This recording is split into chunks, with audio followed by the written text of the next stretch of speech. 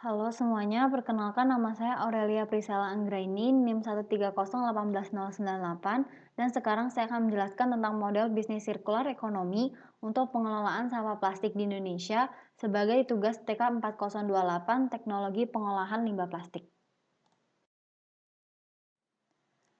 Sekarang saya akan menjelaskan tentang model bisnis sirkular ekonomi. Jadi, sirkular ekonomi adalah model bisnis yang berfokus pada proses maksimalisasi masa hidup material sehingga material dapat digunakan semaksimal dan selama mungkin. Lalu, mengapa model bisnis ini cocok diterapkan untuk pengolahan sampah plastik di Indonesia? Jadi, Indonesia adalah negara berkembang. Oleh karena itu, pengolahan sampah plastiknya juga tidak bisa hanya berfokus pada aspek lingkungan, tapi juga harus berfokus pada aspek ekonomi. Oleh karena itu, para ahli menyarankan agar negara berkembang berfokus pada usaha manajemen material yang ada dan bukan malah melakukan pengurangan konsumsi material. Para ahli juga sudah melakukan riset terhadap negara Kenya, di mana kondisi dari negara Kenya ini sangat mirip dengan Indonesia. Dan berdasarkan riset tersebut, para ahli beranggapan bahwa model bisnis sirkular ekonomi ini merupakan model bisnis yang paling cocok untuk pengolahan sampah plastik di negara tersebut.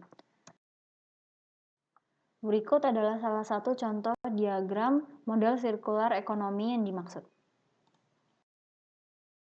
Lalu bagaimana agar sirkular ekonomi ini dapat diterapkan di Indonesia?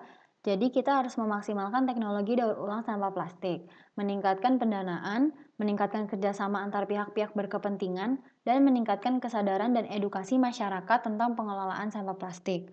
Lalu untuk aspek-aspek penting dalam model bisnis ini, yang pertama ada key partnership, yaitu pemerintah sebagai pihak yang punya hak untuk mengatur dan mengubah regulasi yang ada, pemilik industri pengolahan plastik sebagai pihak yang punya teknologi, tenaga-tenaga ahli sebagai pihak yang dapat memberikan inovasi baru, serta masyarakat secara keseluruhan.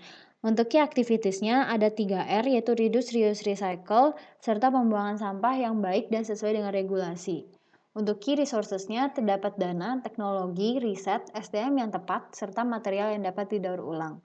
Untuk value propositionsnya, yang pertama ada dependensi terhadap virgin material yang berkurang, sehingga berujung pada keadaan lingkungan yang lebih baik juga.